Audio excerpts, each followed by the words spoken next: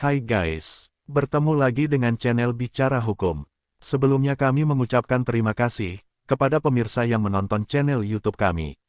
Karena konten ini bersifat aturan hukum atau peraturan perundang-undang yang dihubungkan dengan kasus sehari-hari, sehingga diharapkan kepada setiap pemirsa agar menonton video ini sampai selesai, agar tidak keliru dalam memahaminya. Kami akan menjelaskannya secara lengkap dengan dasar hukum yang jelas dan mudah dipahami.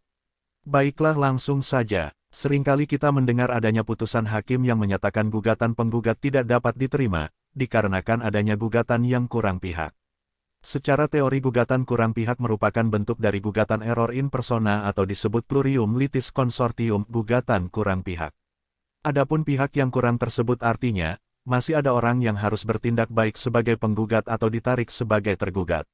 Salah satu contoh kasusnya bisa kita lihat dalam putusan Mahkamah Agung nomor 1125 KPDT 1984 menyatakan Judex Facti salah menerapkan tata tertib beracara.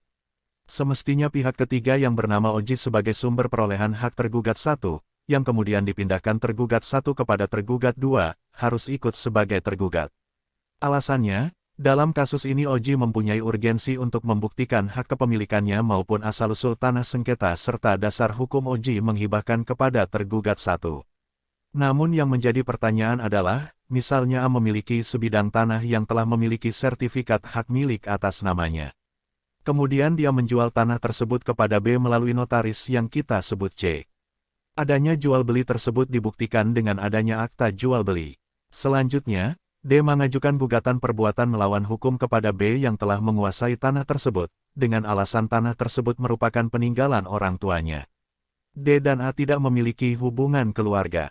Yang menjadi pertanyaan, apakah D selain menggugat B dan C, harus juga menggugat A?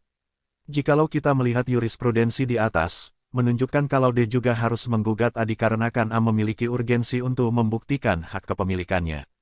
Namun oleh karena terhadap kasus tersebut menunjukkan kalau tanah yang dijual telah memiliki sertifikat hak milik, maka menjadi tidak relevan lagi untuk ikut menggugat A karena dalam sertifikat hak milik tersebut telah jelas diketahui tentang asal-usul tanah tersebut.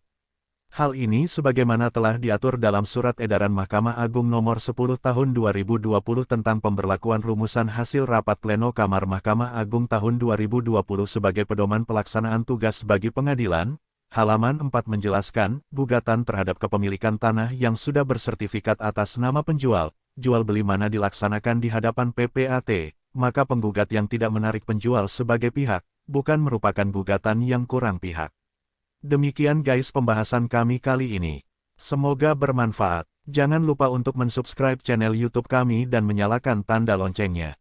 Karena pada video berikutnya, kami masih akan membahas konten-konten hukum yang menarik lainnya.